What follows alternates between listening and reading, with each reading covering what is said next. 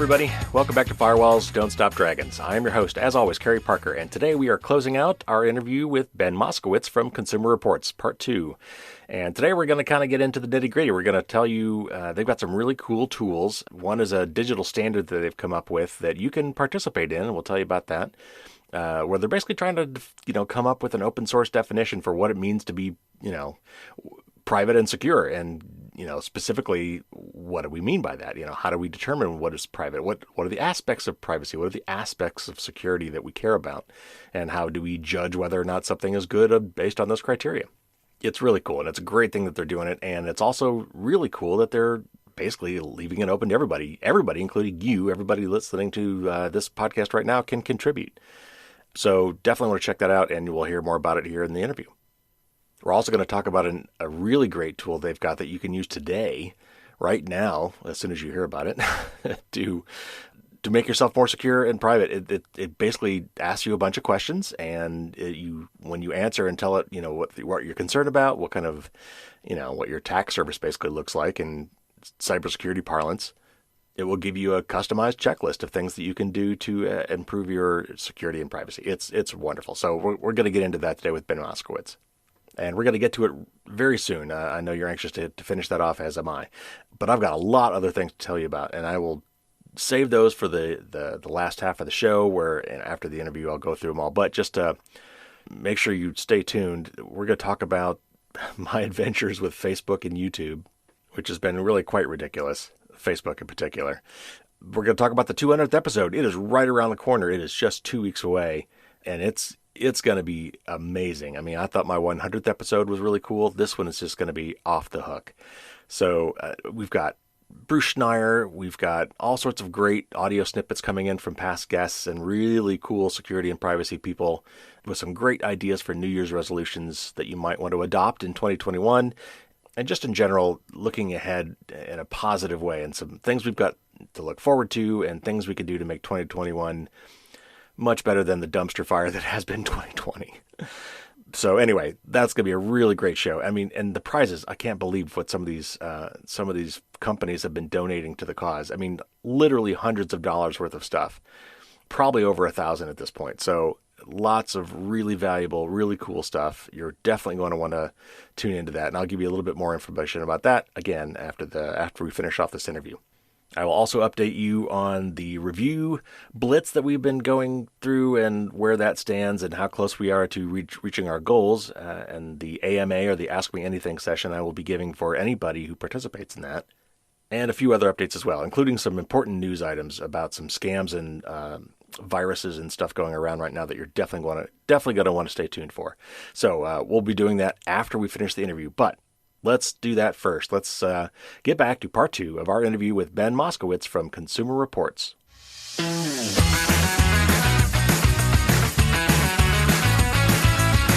right, one more thing, and we'll talk about, then we'll get into this digital standard, but at a philosophical level, it's a cliche. We have both carrot and stick approaches to privacy, right? You either convince these makers to embrace privacy as a profitable market differentiator, which is one of the things you've been talking about and hoping for. But then, there's also implementing regulations, what we've also talked about with fines, to compel this behavior. Do we need both? And if so, how do we balance those two approaches? Yeah, you definitely need both. I mean, you need laws in place to protect consumers, that set a high bar and set, bad penalties for companies that mess up. But that's the floor. That sets the floor for the marketplace, right? And then you want to have, incentives for companies to go above and beyond and, maybe raise the floor over time. So I think you absolutely need both. Good. I totally agree. And we're getting there. So let's get into this digital standard. This is really neat. So to me, the real reason that, market-based approaches fail most often is that the average consumer really can't objectively compare two different products or services in terms of security and privacy, right? It's not an obvious thing. Even if they wanted to, the information is either impossible to find or impossible to comprehend. Even if you find the stats and the tech specs and all those kind of things, right? For the average consumer, how do they still compare this thing? So you guys have launched this program, the digital standard, that seems to address this very problem. So give us a little more information about, how this started and how it will work. Yeah. So, if you're trying to evaluate something like safety or value, a lot of times that's pretty easy to do objectively. If you crash a car at 60 miles per hour and that car gets crushed and that one's still intact, well, objectively, Right. Some of what we're talking about is starting to get into like normative, ideas of what's good, right? So what is good when it comes to privacy or security or even something like ownership? We look at DRM, we look at interoperability, we look at, right to repair. Yep. So the digital standard is our attempt at having the best statement of what's good for any given product in the digital marketplace. What's good? And the approach that we're taking it is an open source framework. So every quarter we invite everyone who's got an opinion to get involved. The project is hosted on GitHub. We have quarterly governance meetings, and we try to bring in everyone who has a say, security researchers, digital rights organizations, companies themselves. And so hopefully the digital standard is like the best current statement of what's good and how do we evaluate good. Mm-hmm. So we've been using the digital standard for about 2 years now. And when we do product reviews, we also do a digital standard based evaluation of things like privacy and security. So, we've looked at smart TVs, robotic vacuums, peer-to-peer payment apps, the whole gamut of products. And the way that we do the evaluation, the way that we do a comparison is based on the digital standard. And so that's very useful for us, obviously, right? It gives us a tool for our work. But what we hope for the digital standard to do is to be, the consensus of the digital rights, kind of community. And we'd love to see not just Consumer Reports using it, but lots of different organizations using it to evaluate the goodness of a given product or service. Well, and I know that I've looked at, from what I've seen online, that this is developing, and you've actually, I think, categories about stoplight categories of, how mature different elements of this standard are as you develop it.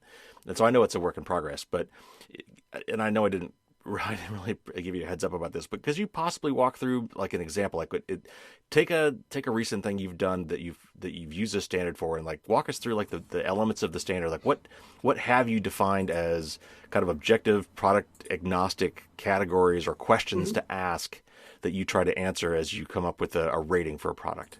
Yeah, so let me just walk through the privacy part of the digital standard just to illustrate. So the standard's broken down into kind of high-level things, right? Security, privacy, ownership, governance. And for each of those, you can kind of drill down. So under privacy, subcategories include access and control, data use and sharing, data retention, overreach. And underneath each of those, what you'll have are criteria, which are things that we think are good, right? This is our normative judgment of what good looks like. Underneath that, you've got indicators.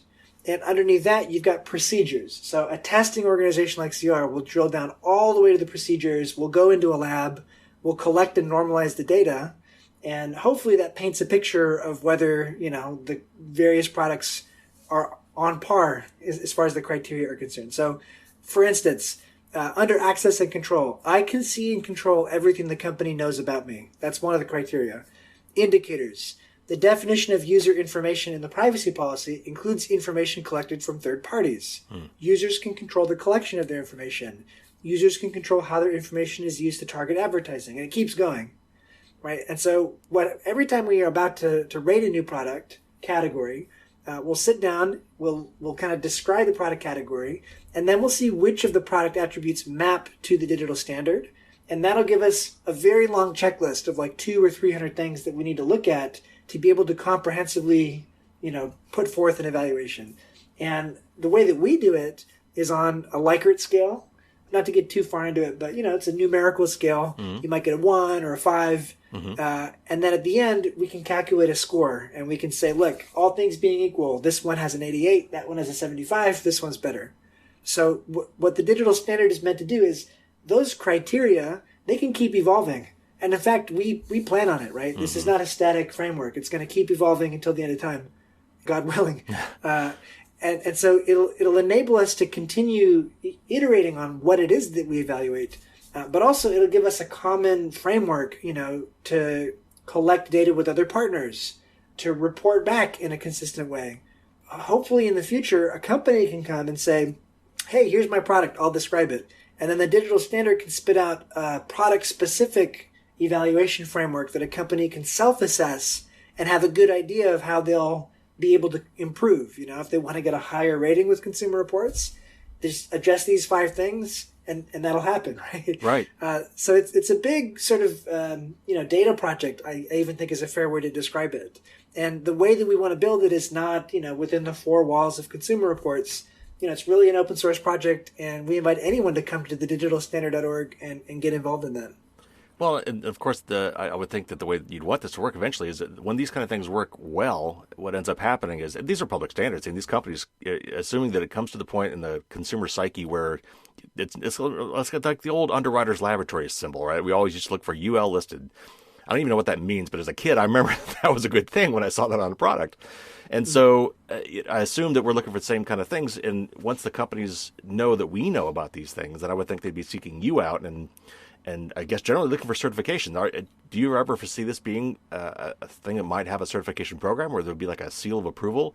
And let me put that in a slightly different way. So obviously you guys have your rating systems, and to do what you need to do, you need subscriptions and money. And some of that I'm sure is donations, but a lot of it's people coming and buying your magazine or subscribing. But what that means, in effect, if I want to buy something, I need to go to your magazine and try to look it up and find it. What I really would like to see is more like your nutrition label, where I'm at the point of sale. I am on Amazon or I'm at the store, and I want to hold up product A and product B next to each other and compare them in some objective way. Is there any way that as a consumer you think that's going to be a possible future? Yeah, I think that this could undergird a lot of those kinds of future, consumer information approaches. We have what's called the trust mark. So CR launched a program called CR Recommends about 6 months ago. And, the idea is you are at the supermarket or you're at Best Buy, and if a product has emerged through our testing independently as just the leader, and it's indisputable, then they can license the CR mark, and people will know that it's a CR recommended pick. So that's something that we've experimented with. You mentioned UL. Mm-hmm. UL actually launched IoT Security Trust Mark at CES this January. In the before times, when you could actually have a CES. Right. I was there, actually. I was the first time I'd gone there, and I'm so glad I went because it may never happen again, or at least not like I did now. I got lucky and got one more in before the pandemic. The last thing I actually went to was RSA, and it's the before times, very different time. But so UL has something which is very similar to what you're describing. I think there will be a lot of experimentation, with this kind of seal of approval, as you called it. There's also a group out of Carnegie Mellon that's experimenting with a privacy nutrition label. Mm-hmm. And so the idea is the same way you can pick up a cereal box and see how much saturated fat's in it. Mm-hmm, yeah. You should be able to pick up a digital product and understand what will happen with your data and things like that. So I think there will be a lot. And what I hope is that the digital standard can, provide the substance behind these kinds of things. There's lots and lots of frameworks and standards. What we're trying to do with the digital standard is really have a community kind of consensus approach. If you disagree with something in the digital standard, do a pull request. Let's talk it out. And that's a fundamentally different approach than what a UL or someone like a NIST can do, where it's a 5 or 7 year process. Once it's set, it becomes pretty stable, which has its own benefits. The digital standard is meant to evolve in real time, so it's kind of a different theory of the case, right? And at the moment, we don't have any specific ideas about a seal of approval, but this is an open source framework, so if someone wanted to do that, we would definitely encourage it. So, as a software developer, I'm certainly well aware of what Git is and what GitHub service is and how to do a pull request, but most of my audience probably has no idea what we're talking about. So if the average Joe, if someone listening to this program wants to provide feedback, wants to review what you're doing and give feedback, how would you recommend they do that? I mean, do they need to learn Git to do this? Do they need to, No, not necessarily. Yeah, so how would they do it? So if you go to thedigitalstandard.org, you can view the whole standard in its entirety. And it's a snapshot of this quarter's version. Every quarter, there'll be some modest updates, and you can see what's changed. If you had a comment on any part of it, the easiest way would just be to contact us. So there's a form, and you can say that I want to provide feedback, and you can drop your feedback, and someone will be in touch.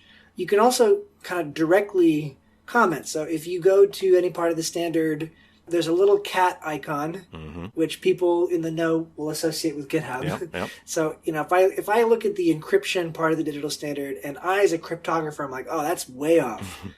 They can click right through. It'll take you to, where that part of the digital standard is currently being maintained. And if you are, technical, you can leave a comment.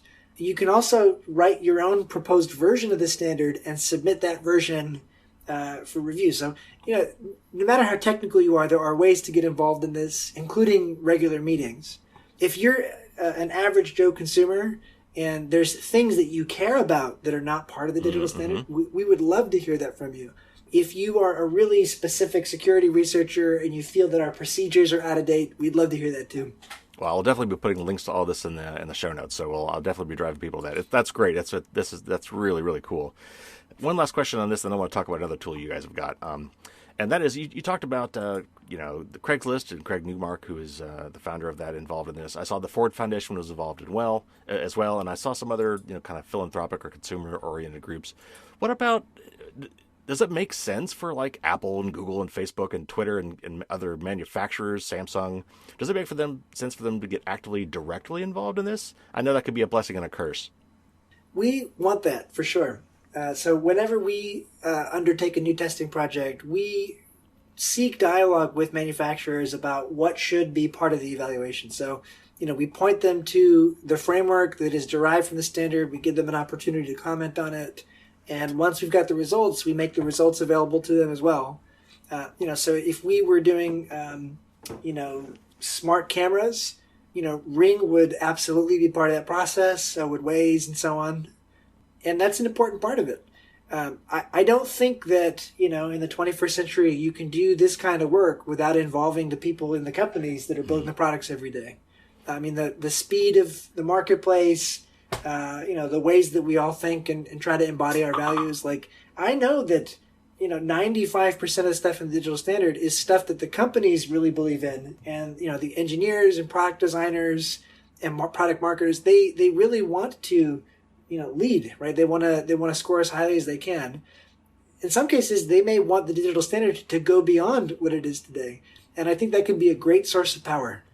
People working in tech, who see opportunities to improve what they're building and can act on those. I mean, we should definitely look to support them in any way we can. All right, well, a little time left, and I definitely want to cover this one more tool that I ran across that you guys had, and it's called the Security Planner, and it's really neat. I'd kind of often dreamed of even creating something like this, but there's no way I could have came close to what you guys did. So this is a comprehensive tool for basically helping anybody, right now to improve their privacy and security. So give us a little introduction. What does this tool do for me, and how would I use it? So it's a free tool. It takes 5 minutes, and it's really worth doing. If you go to securityplanner.org, you can take it for a spin. The history of this is that in 2017, a group of security researchers and experts said there's really no easy way for normal people to figure out what they need to do to secure their life. There's lots of conflicting evidence and conflicting advice. It's pretty overwhelming for most people.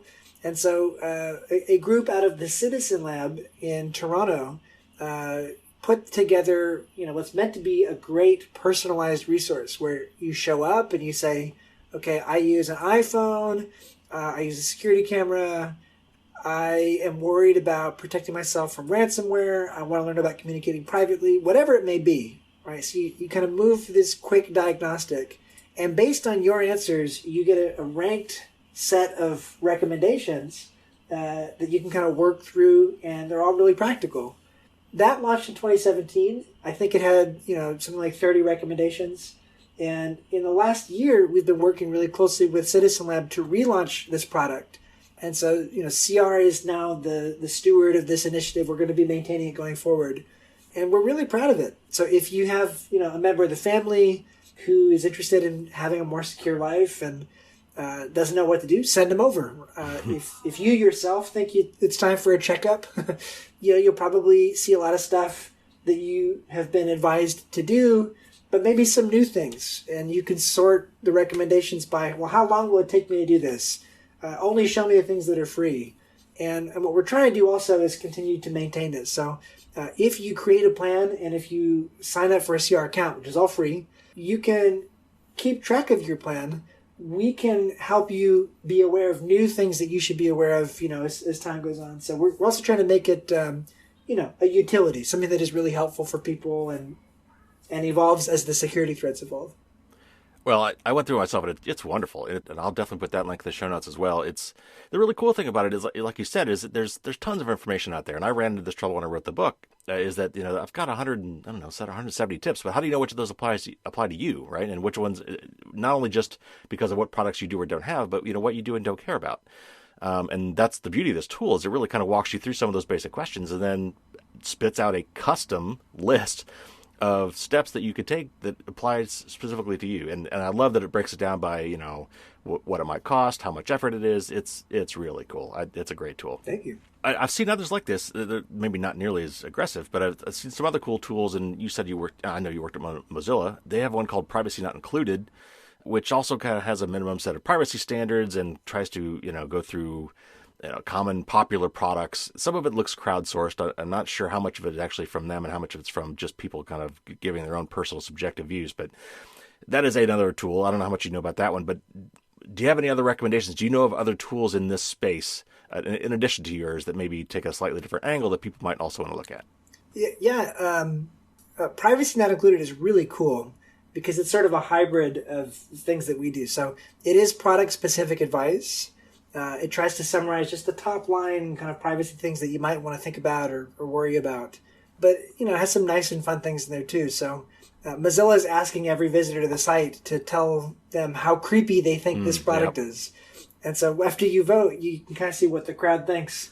And then you can sort by the creepiest products. So I think it's a really great resource, for anyone, maybe a parent who's thinking, I don't know about this toy. You can check out Privacy Not Included and see if there's any red flags, see if there's anything that the crowd thinks, you should be aware of. So I think it's really neat, Privacy Not Included. Yep, definitely. Are you aware of anything else like that? I'm not. I just wondered if you might be. I think there's more and more demand for this kind of thing. I would definitely check out CR because we're trying to offer some of the best and most structured advice that we can. So Security Planner is really great. Privacy Not Included, really great. Maybe if folks listening have other ideas, they can share them with us. Yep, and if I find any more, I'll definitely throw those in as well. Okay, so as we wrap up here, what other maybe fun and useful things can we look forward to from Consumer Reports? What's on the roadmap? Well, we're going to keep on doing investigative work to help show what the emerging consumer harms are. I mean, there's so many things that are kind of like what privacy was 10 years ago, where the technologists were really aware that there was a problem. And it had not yet hit mainstream awareness. One of those things, I think, is the role of AI in perpetuating different kinds of systemic bias. Yeah. So we're taking a close look and trying to see where we can detect, maybe get involved in mitigating some of those biases. We've done investigations on things like car insurance and the factors that can go into your rate. Sometimes they're head scratchers. Oh yeah.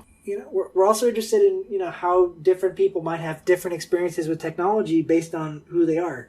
And one thing I'd plug is for anyone interested in that issue, we're going to be hosting a screening of a great documentary film that just came out recently called Coded Bias. It's a documentary that follows a researcher called Joy Buolamwini of the MIT Media Lab. And she did some pioneering research on the racial bias in facial recognition software. Testified to Congress, has really done a lot to popularize and to raise awareness of what needs to be done by technologists to make sure they're not perpetuating bias in their technology. And if you want to watch that film, you can get a free online viewing party invitation. Oh, cool. Just search for Consumer Reports Coded Bias, sign up. And you can watch it between now and December 14th. Oh, awesome. So we'll keep, an eye out for what those emerging, kind of consumer harms are. And we'll keep building out some of these tools to try to help people take matters into their own hands.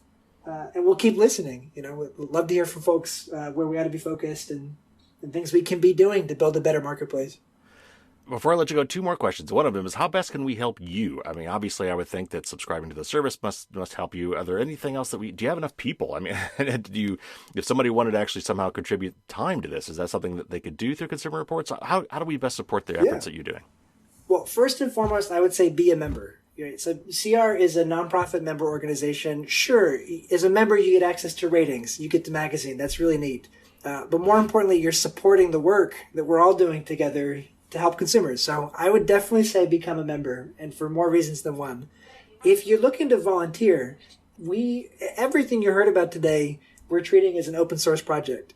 So if you want to get involved in Security Planner, if you want to get involved in the digital standard, if you want to help build experimental services to help people manage their data, everything we talked about, we're really seeking volunteers, feedback, and so definitely get in touch. The best way to get in touch, I think, is if you go to lab.cr.org. Again, that's lab.cr.org. That's the landing page for our program, the Digital Lab. We're coordinating all of these efforts within Consumer Reports. And you can get in touch from there. We'd love to hear from you. Wonderful. And the second question is, do you have any personal preferences, any personal tips or resources that you recommend when someone asks you, I want to learn more about or protect my privacy better or my security better? Where do you send them? What books, documentaries, websites, other than your own, of course? What other advice might you have for people? That's a really great question. Because I can't help getting political, I love Shoshana Zuboff's The Age of Surveillance Capitalism, because what it tries to do is kind of step up a little bit and try to understand in historic context why something like privacy is super important. So I highly recommend The Age of Surveillance Capitalism. That's not going to help you in your day-to-day. So for that, I would definitely send you to our thing. Check out securityplanner.org. You're doing some great work. I'm so glad we had a chance to talk about this. Thanks so much for coming on the show, Ben. Thank you. My pleasure.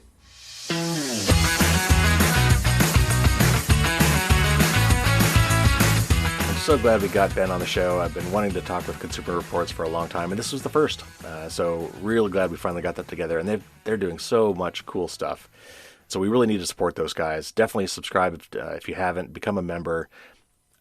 Again, we do this not just for our own benefit. When we give money to groups like the EFF and Epic and Consumer Reports and these other companies like Fastmail and Proton Mail and companies that are making a point of creating products and services that are better for our security and privacy, we're not just directly helping ourselves. We are helping the market. We're helping the market to grow and new products to be created, and for existing companies to say, hey, these people are actually willing to pay for this stuff. And in fact, they're going to switch away from my product if I don't do it too. So it's all good. It's just a virtuous cycle.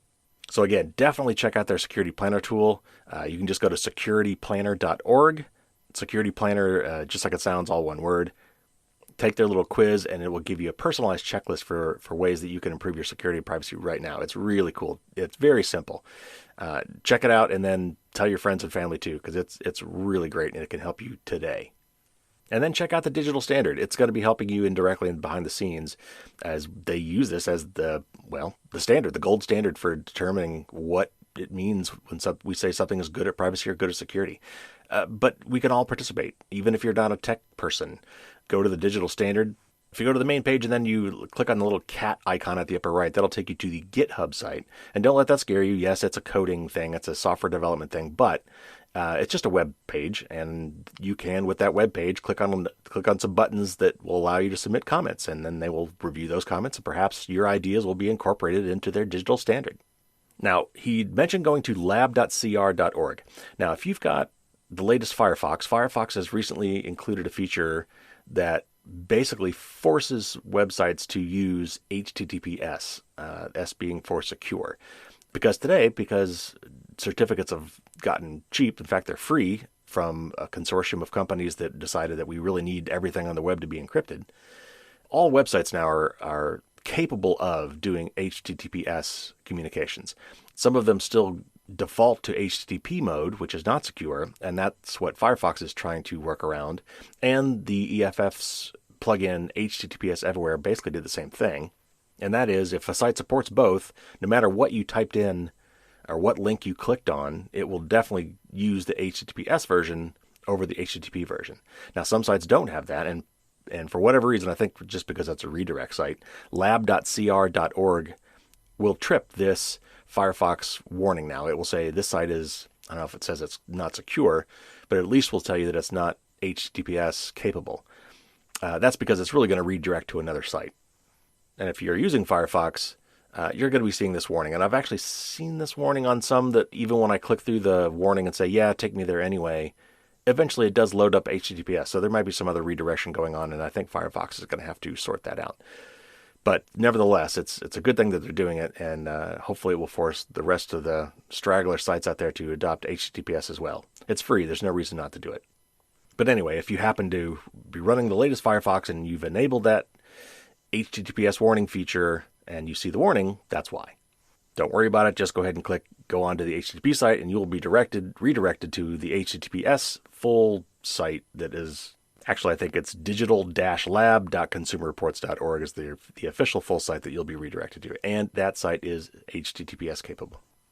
All right, so I have decided that I need to suck it up and create myself websites and pages and presences on social media that I normally would avoid like the plague. And I'm talking about Facebook. I had a Facebook account for a long time that I just kind of barely used because I didn't really like the idea of Facebook. And then after Cambridge Analytica, which was several years ago now, it was the last straw. And in protest, I deleted my Facebook accounts. I actually had two. I had a personal account and I had a business account. Deleted them. Well, that's, great for being in an ivory tower. But if I really want to reach people, the people are on Facebook. So, if I want to preach privacy as an evangelist, I need to go where people need to hear that message. And that would be Facebook and YouTube and some other places as well. But so anyway, I did create a YouTube channel. You can find that in the show notes. Until I get enough subscribers, I can't actually choose a really cool URL that's easy to remember.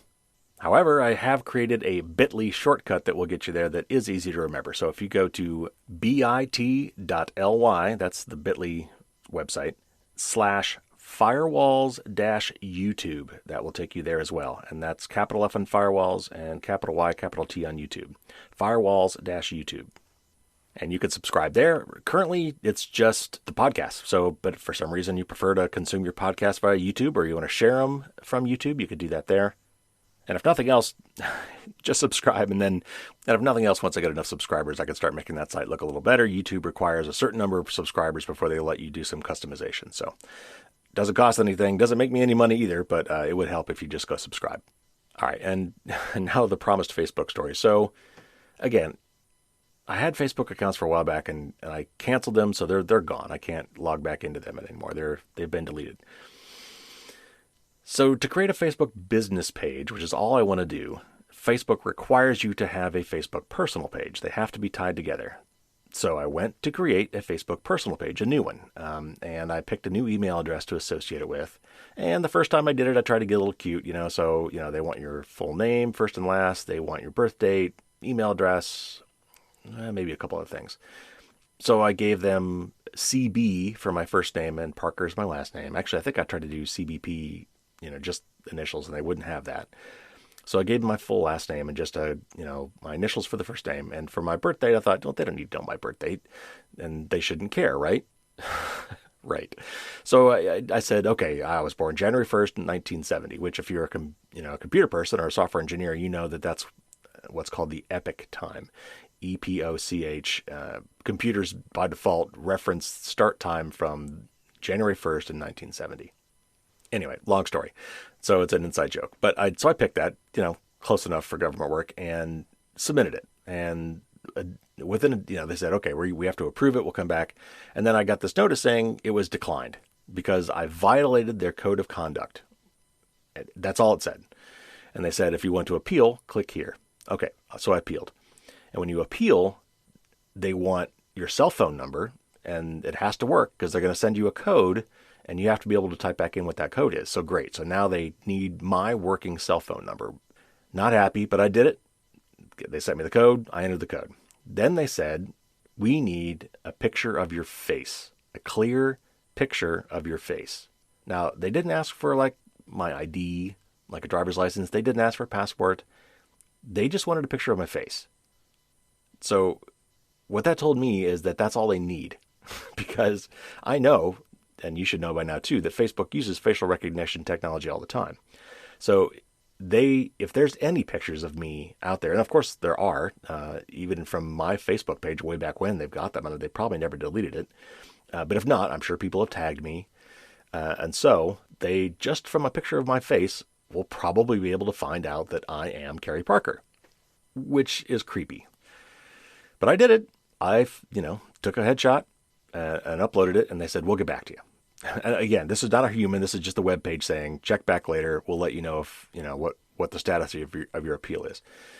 Well, next day I checked back and they said, sorry, you've been permanently banned. And you know what? Let me read it to you. This is all the response I got back. It says, your account has been disabled. You can't use Facebook because your account or activity on it didn't follow our community standards. And that's what I meant before I said code of conduct. That was community standards. We have already reviewed this decision and it can't be reversed. To learn more about the reasons we disable accounts, visit the community standards, and they give you a link. So basically this is them saying, you know what you did. But I don't. I have no idea. So I did it again. I thought, okay, maybe they figured out that wasn't my real birthday and they didn't like that. So I did it. I did the whole process again. I picked another email address because I have many, and this time I gave them my real first name. This time I gave them my real birth date, figuring, okay, maybe they actually know somewhere that they actually really do have this information somewhere, and so they know I'm lying. Because it shouldn't matter, but it apparently does. And I don't know. So I did it again. And again, I was rejected. I appealed. And again, I was denied. So I've tried twice now. And I have not been able to establish a simple Facebook account. I haven't done anything with it. I don't know what possible standards I could have violated. And they won't tell me, so I can't fix it. So I tried one more time. And I tried to be a little more deliberate. And with a little help from somebody on Twitter, I did manage to find a new setting that kind of let me go a little bit further in verifying my info. There's this thing on there where if you want to post ads with political content, you can take like this extra step to verify yourself. And so I just on a whim, I thought, okay, let me try that. And so I went through that process. I gave them even more information, including a full copy of the back and front of my driver's license. And I answered some questions like you would, when they're trying to, when they ask you places you've lived, loans you've had, stuff that basically comes off your credit report, which they've somehow figured out how to look up and ask me.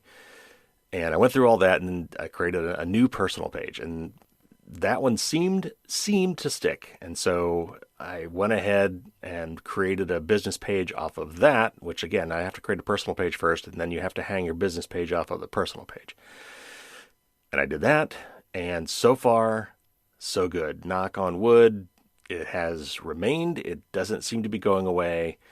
I've even got a couple followers now. So I would like to ask each of you to go check it out, follow it if you don't mind, or give it a like or whatever, share it around. I'm sure the more people I get, the less likely it will be to be removed. At least I hope so. I don't know. But anyway, stay tuned to that. I will be, my plan is to post all my podcasts there, but I'm also going to start posting some little quick tips and comments and things on the Facebook page too, which, you might find interesting and you can share with some others. So hopefully all's well that ends well. By the time you hear this podcast, it may not be there. Okay, so how do you find my Facebook page? So you should just be able to go and search on it within Facebook and just search on Firewalls Don't Stop Dragons. However, if for some reason that does not bring it up, you can also use a bit.ly link for that as well, and it's bit.ly/firewalls-Facebook, and that's a capital F on Firewalls and a capital F on Facebook, Firewalls-Facebook, and that link is in the show notes, and both the YouTube link and the Facebook link are also off my webpage. If you go to firewallsdon'tstopdragons.com and you scroll down on the right-hand side, there's a bunch of little social media buttons there, and you will find the Facebook one, and you will find the YouTube one. So lots of ways for you to find it. Please go check those out. Subscribe if you can. Share with your friends and family. All right, next up. So as you know, I am trying to do a review blitz. I don't know why I keep calling it that. That's a weird name. But I'm trying to get some reviews posted for my book on Amazon, which Due to a snafu, which I've talked about before, I was not able to carry forward my 57 5-star reviews from my previous version to this one, so I had to start from scratch, which is really not good. Amazon really needs reviews for your book to be noticed. So I really need them on the book. And then also I need some fresh reviews for the podcast. I've got 25 5-star reviews there now, but I don't think there's any even from 2020. So what I'd said was, if I can get 10 each, 10 new reviews on iTunes, on the Apple iTunes webpage, and 10 new reviews for the Amazon book, the 4th edition, I would host an Ask Me Anything session, an AMA as we call it, for all the people that post reviews. You would just need to post a review, send me an email, show me what your review looks like so I'll know it's you and I'll know how to contact you. And then I would invite you to this private session where you can ask me anything you want on privacy and security for an hour or so, and I will just be there to answer your questions. So far, I've gotten no new iTunes reviews, and I've gotten 2 Amazon reviews, which have been great, by the way. And I'm going to read one of them here in a second, one of the new ones. I think there is a review process. I think it takes a couple days once you post for it to show up. So it's quite possible there are some in the queue that I have not seen yet.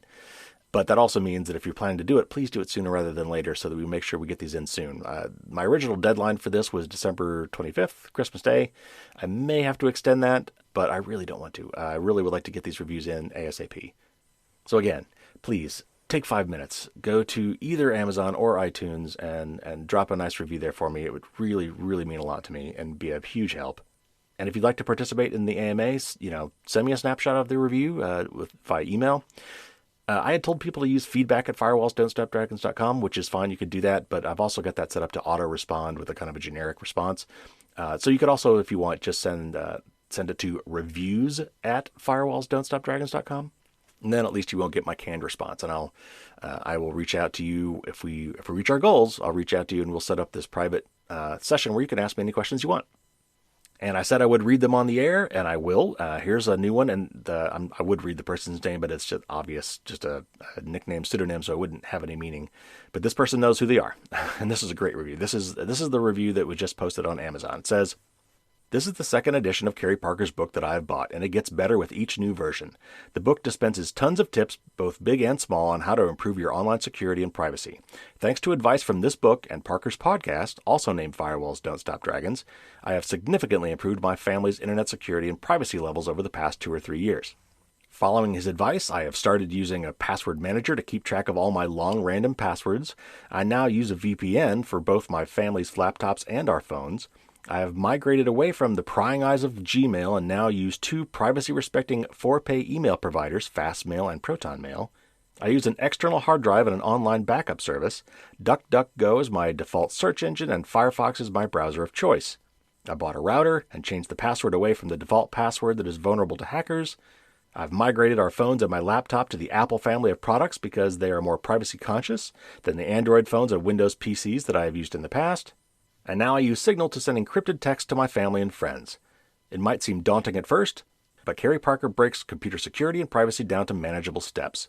With Kerry's help, you can start small and gradually increase the security and privacy for everyone in your family." What a wonderful review. Thank you so much. I appreciate every single one. And as they come in the next few weeks or so, I will read them on the air. Now, 2 weeks from today will be the 200th episode of the Firewalls Don't Stop Dragons podcast. 200 episodes. That's almost 4 years. It's really hard to believe. And it is turning into quite the show. As I've said, Bruce Schneier, the literally world-renowned crypto guru and security expert, will be my guest. He was here for the 100th episode and is coming back for the 200th. He's a really great guy, and he's going to be talking about a really cool project that he's working on with Tim Berners-Lee, who is the father of the World Wide Web.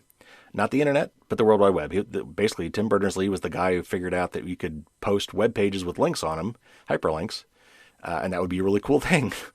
And it turns out that he doesn't really like the way his baby has grown up and has come up with some proposals for how we might actually own and protect our data going forward. It's really neat, and we're going to talk to Bruce all about that and explain how that's going to work. And in kind of keeping with the show, it's going to be right before New Year's, and because 2020 has been such a dumpster fire and something that we cannot wait to put in our rearview mirror, this show is about looking ahead, looking up to 2021 and a positive and bright future for security and privacy, and New Year's resolutions. And so I will be proposing for you some things that I think would be great resolutions for you guys to adopt next year, ways that you can improve your security and privacy, goals to set for yourself. And to that end, I have reached out to many of my past guests and some future guests to offer up their own little tidbits for this. And they've sent me some audio snippets, which I will be playing with some really cool ideas. We're talking about the CEO of Proton Mail, one of the executives at Fastmail, Cory Doctorow, CEO and founder of Winston Privacy. We've got lots of them coming from some really cool people. I've really been impressed by the number of people that have agreed to send it. Now, I'm still waiting on some of those to come in. So hopefully they will all come in time. But you're definitely going to listen to that show. It's going to be really a lot of fun. Great information. But it's also quite lucrative. I'm going to be announcing a giveaway on this show, and I've asked a lot of these same people and their respective companies to donate some prizes to be given away, and they've been extremely generous. Hundreds and hundreds of dollars worth of equipment and gift cards and free services and all sorts of things. So you're definitely going to tune into that and tell your friends and family this is worth tuning in just for this, so you can find out how to enter. And they're like my previous book giveaway. There'll be multiple ways for you to enter. So you're going to want to listen to the show to find out all about that. And that is 2 weeks from now. So if you haven't subscribed already, now would be a great time to subscribe. So you make sure you do not miss that episode. A couple weeks back, I released my best and worst gift guide for 2020, my annual guide to the best and worst gifts in terms of privacy and security. So if you're still looking for some gift ideas or want to know if the thing you're thinking about getting somebody is really a good idea, you're definitely going to want to check that out. I have added and updated that list since we last talked, since the last week or two. So check it out anew. Go to firewallsdon'tstopdragons.com. It'll be one of the first couple entries there on the blog. And I'll probably keep updating it through the season. So check back every so often. All right. Now, I've got some news items. Normally, I would try to wait on some of these things, but these are things I can't wait on. These are things that are security issues that you're going to need to know about right now. So first of all, this is the time of year. Everyone's doing shopping and buying things online, especially with COVID. We're not going out as much as we used to, and the bad guys know that too. So there's a lot of scams going on right now, many of which are trying to get your credit card number. Some of these things are really hard to guard against, actually, but you don't have to just not shop online. There are ways. First of all, it's a credit card. So worst case, you'll have to get a new credit card, but you shouldn't be out any money, right? So even if someone gets your credit card number and buys something on it, you're not liable for that as long as you report it in time. And more than likely, your credit card company is going to find it before you do. So from that sense, it's more of an annoyance, but it's still something I don't recommend. You don't want to support these bad guys. You want to try to defeat them. And one of the things that a lot of credit card companies are doing now that will help in this regard is you can go to their website when you log into your account, your credit card account, and poke around a little bit. I know Citibank does this. Capital One, I think, does it too. But look for a virtual credit card number. And what this is basically they will generate on the fly for you a one-time use credit card number. And so you can use, especially for mom and pop places where you might only ever buy one thing ever, if you need to give them a credit card online, give them a virtual credit card number. And that way, if for some reason that card number is stolen, they won't be able to do anything with it, or not very much with it. And it won't mean that you'll have to get yourself a brand new credit card and a credit card number.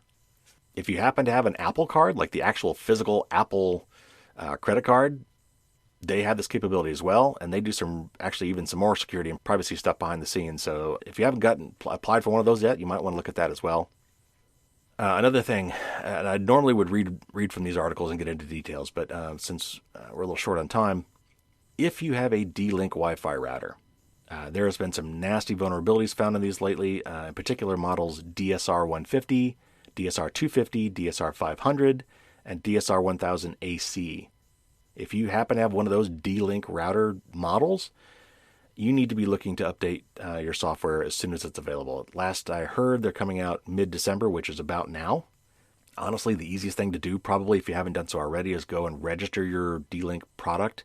And just in general, this is a good advice for anybody with an IoT device. I know you'll get a lot of spam junk, but register your TVs, your IoT toasters, because these things have software running on them, and the software has bugs. And when they find bugs, you need to get those bugs patched. And unfortunately, most of these devices won't do it themselves automatically. So at least if you register your products with these companies, they should be sending you an email when there's vulnerabilities found and tell you how to update your products. So you could do that in this case with D-Link as well, and hopefully they will email you when these patches are available. And then hopefully they will also instruct you on how to apply the patches to get your software up to date. So D-Link routers, if you've got one, especially one of the DSR models I mentioned, please be looking for software updates and get those software updates applied as soon as possible. Now, another scam I read about recently, and this is actually was on a local news station, and thanks to one of my DEF CON buddies who posted it on Twitter, and that is the Cash App. There's a scam going around with Cash App, and I bring it up also because there are lots of these types of scams that are going on, and what happened in this particular case was somebody contacted somebody with the Cash App and claimed to be from Cash App, from support, and was going to, I forget exactly how it went, but it was basically was there to help them transfer money from their Cash App account to their bank account. And as you can imagine, that would involve getting the details of both the Cash App account and their bank account. And what actually happened was this person took all the money from the Cash App, and I believe they drained their bank account as well. So obviously you're hearing it from me, and as I'm telling you the story, you're thinking, oh, I know what happened, and I would never do that. But these guys can be really convincing. And when it happens to you, it's really easy to get caught up in these things. That's how they work. So this is about the Cash App in particular, but in general, particularly at this time of year, be very wary if somebody reaches out to you in any form, email, text, through an app pop-up saying, we're from support and we're here to help, or, you've got a problem that we need to fix, or you've got an account issue we need to log in and have you verify your information. There's a virus on your computer, or even your computer is running slow and we've noticed this and we're here to help.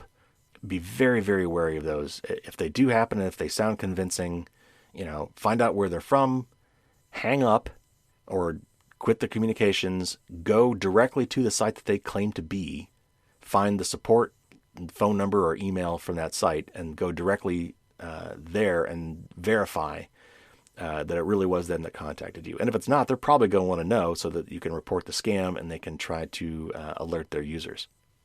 All right, one more, and this is actually an article I will read. This is about a new browser malware that currently only affects Windows browsers, but many different Windows browsers, including Chrome, Firefox, Edge, and presumably because it affects Chrome, it affects other Chromium-based browsers like Opera, Vivaldi, and I think Brave is too. I thought Brave was originally Firefox, but according to this article, it's not. So anyway, let me read this article from Tom's Guide to give you a better idea what's going on here. A gang of crooks is infecting Chrome, Firefox, Edge, and other browsers with malware that hijacks search results with ads and sometimes even steals user passwords and other login credentials, Microsoft said yesterday, which in this case was December 10th, in a blog post.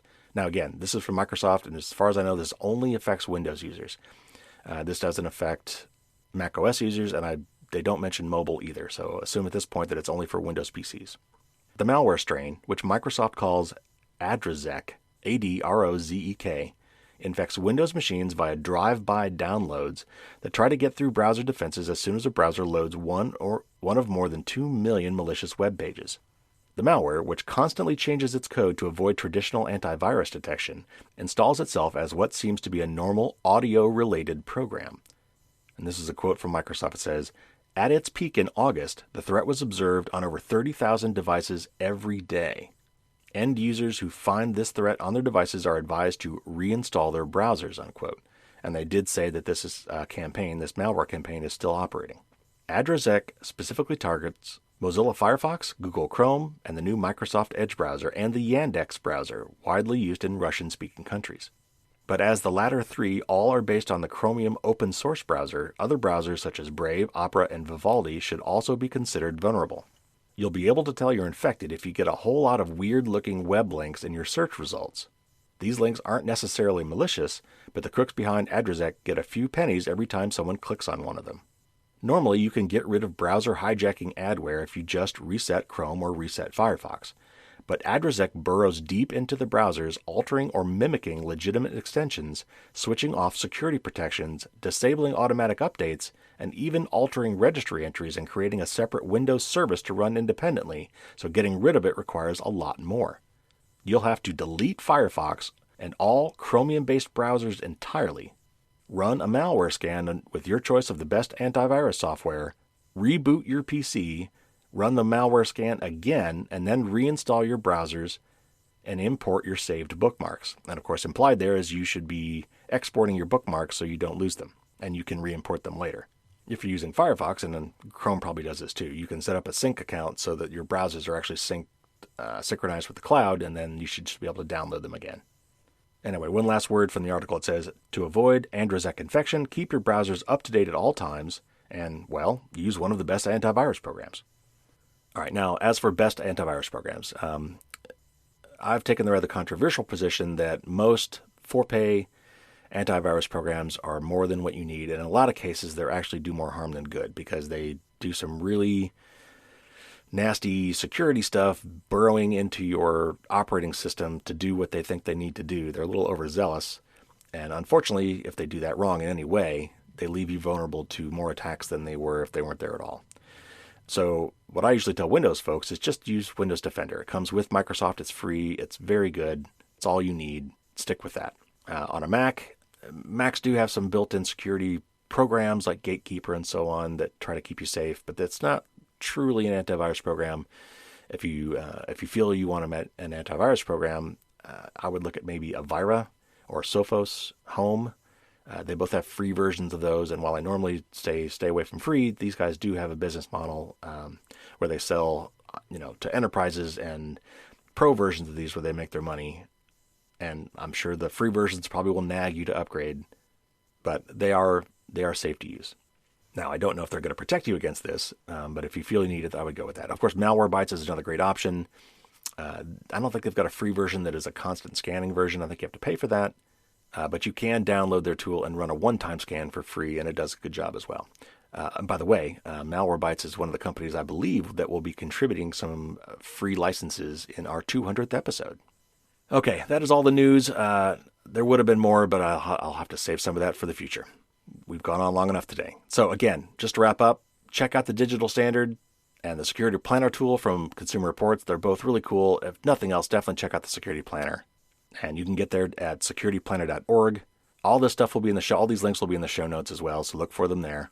Become a Consumer Reports member too. It's really not that expensive, and it's got a lot of great content, and you'll be supporting some really good efforts. Next week, we'll be doing the Best of 2020 episode, where I'll be wrangling some of my favorite tips from the podcasts from the year 2020.